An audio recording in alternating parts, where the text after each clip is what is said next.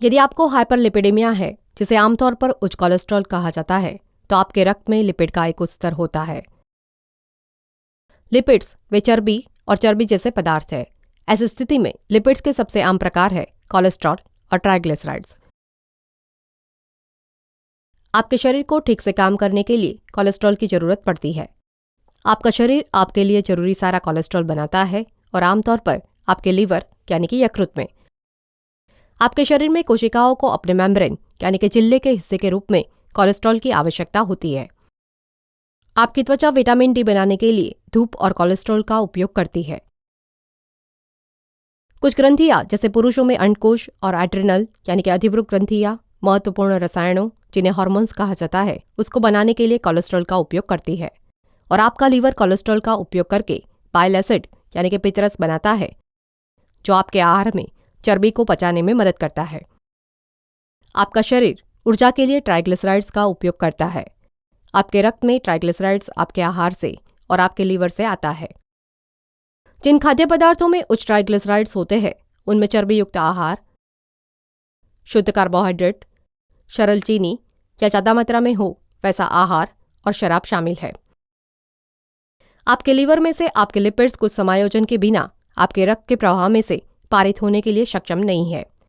उनकी इन गतिविधियों को सक्रिय करने के लिए आपका लीवर आपके लिपिड्स जिसके आसपास के कुछ खास प्रोटीनों के आवरण को लपेट देते हैं। परिणाम स्वरूप बनते नए अणु जिसको लाइपोप्रोटीन कहा जाता है, जो आपके रक्त के प्रवाह में घुलकर उसके माध्यम से पारित हो सकते हैं और आपके संपूर्ण शरीर में कोशिकाओं जिन्हें उनकी जरूरत है उन तक पहुंचाता है। आपके कोलेस्ट्रॉल किस प्रकार के लाइपोप्रोटीन का हिस्सा है उसके आधार पर यह तय होता है कि आपका कोलेस्ट्रॉल अच्छा है या बुरा है। उदाहरण के लिए आपका liver very low density lipoprotein या VLDLs बनाता है, यानी कि बहुत कम घनत्व वाले लाइपोप्रोटीन जो खराब कोलेस्ट्रॉल या LDL का स्रोत है। ये लाइपोप्रोटीन कोलेस्ट्रॉल और ट्राइग्लिसराइड से पूरी तरह से भरे हुए होते हैं। VLDLs आपके रक्त के प्रवाह में बहकर आपकी कोशिकाओं को ट्राइग्लिसराइड तक पहुंचाती है, जो उनका उपयोग ऊर्जा के लिए कर सकती है।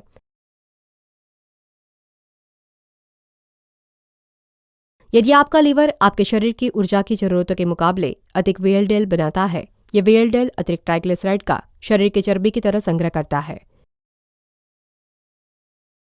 ट्राइग्लिसराइड के खोने के बाद VLDL लो डेंसिटी लाइपोप्रोटीन यानी कि कम घनत्व वाली लाइपोप्रोटीन यानी कि LDL बन जाते हैं।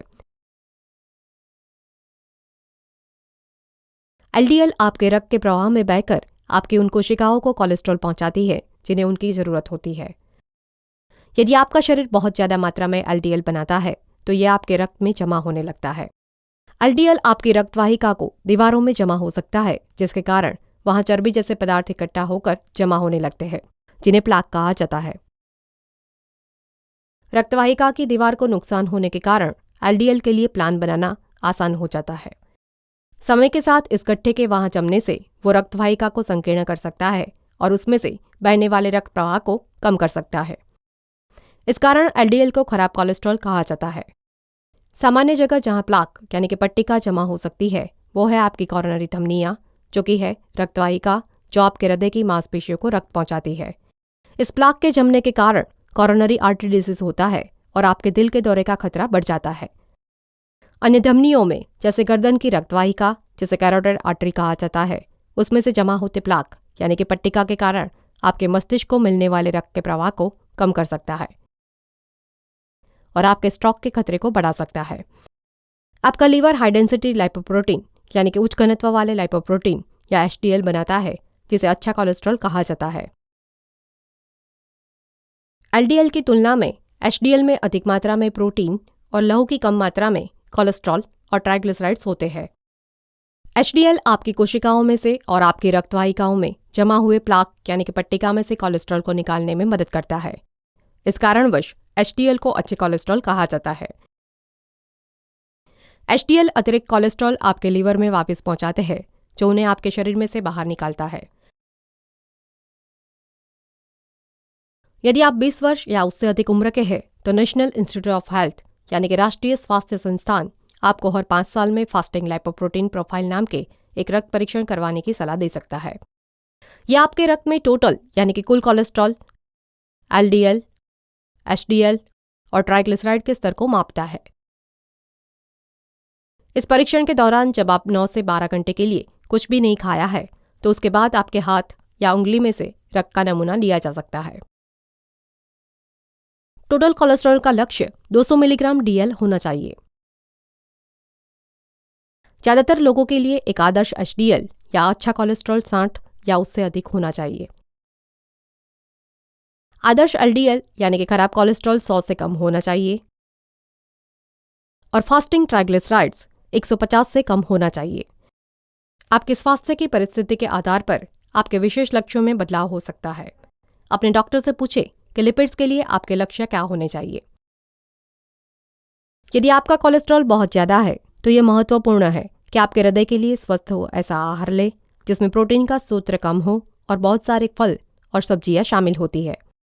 इसके अलावा आप जिस प्रकार की चर्बी खाते हैं वो आपके कोलेस्ट्रॉल के स्तर को प्रभावित कर सकता है। उदाहरण के लिए सैचुरेटेड यानी कि संतृप्त चर्बी और ट्रांस चर्बी आपके रक्त में एलडीएल कोलेस्ट्रॉल के स्तर को बढ़ाते हैं।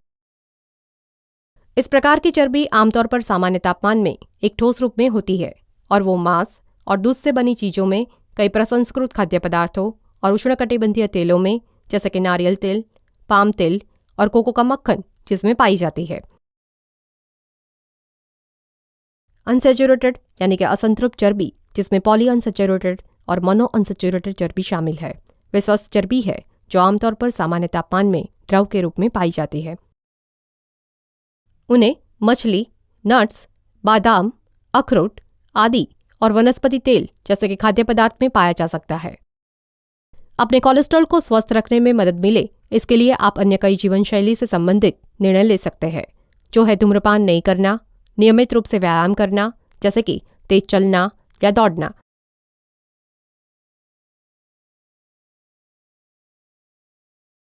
यदि जीवन शैली में किए गए परिवर्तनों से आपका कोलेस्ट्रॉल पर्याप्त मात्रा में कम न हो तो आपके डॉक्टर आपको इसे कम करने के लिए कुछ दवाइयां देने की सलाह दे सकते हैं।